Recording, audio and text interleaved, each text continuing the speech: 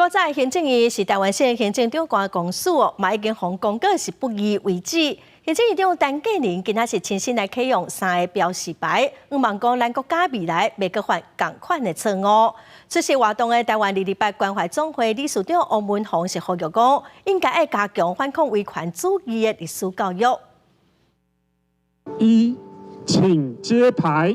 行政长陈建仁甲218受难者家属共同揭牌，因为行政院的建部前身是台湾省行政长官公署，218事件期间，公署卫兵捌扫射抗议群众，造成伤亡。行政院建部日表示不宜为止，希望唤起民众转型正义的记忆。负重承载这样子的压迫，有没有看起来很勇敢？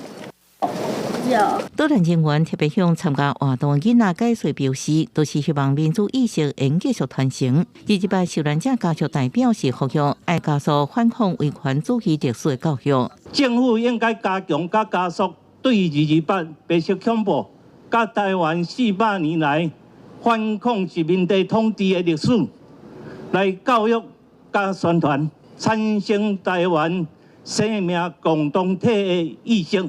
陈建仁强调，转型正义会有系统性的大教育，互民众了解民主争取无简单。